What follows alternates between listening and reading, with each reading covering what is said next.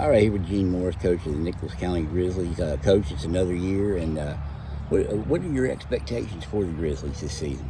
Well, we always set that goal. Number one, have a winning season. Number two, make it into the playoffs. And I think those, we play well, we stay healthy, we've got a realistic shot at doing those things.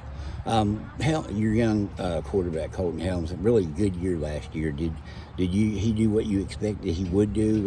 Did he outshine maybe your expectations for a sophomore? Just talk about his season last year, and we'll get him what you expect this year. Well, at the beginning of the year, he was a little hesitant because he didn't want to make a mistake. And I think as he got more comfortable in the position of playing quarterback, he was able to understand and read defenses a little bit better and get more comfortable. The speed of the game kind of slowed down for him after the first part of the season, and he matured as a quarterback a whole lot. And I thought he did a real nice job handling the team, not just his the physical part of it, but also the mental part of it. And I think that was really big for him to be able to handle the team and run the offense like we needed to be run. So I thought he did a real good job from the beginning of the year, how he matured and got better throughout the season. And he's just picked up where he left off. He's gotten a little stronger, he's gotten a little bit better, and intelligent wise, you get that experience, and there's no substitute for that.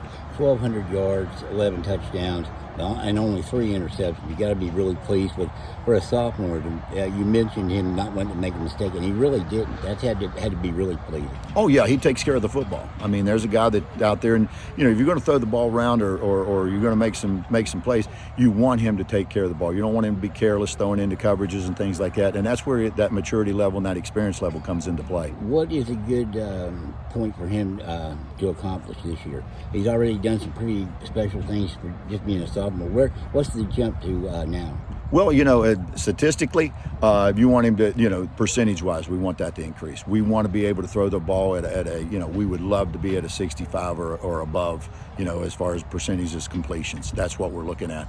As far as the yards go, a lot of the yardage will be run after catch. They always are. So that'll play into it a little bit. But just take care of the football. I mean, I really don't think you can run through a whole season again and ask a guy to do any better than 3 interceptions. You've had some special quarterbacks. One guy that really jumps in my mind, first of all, Tate Mays, who did a lot of nice things. And there were guys before and a couple after. With what he's done as a sophomore, does he have a chance to be up there in the echelon of the top quarterbacks? I think so. I mean, as things go and he matures and the more he gets out there and he can rack up some numbers. I mean, we've had some real good quarterbacks in the past, but it's still an open book at this part. He hasn't written the whole thing yet.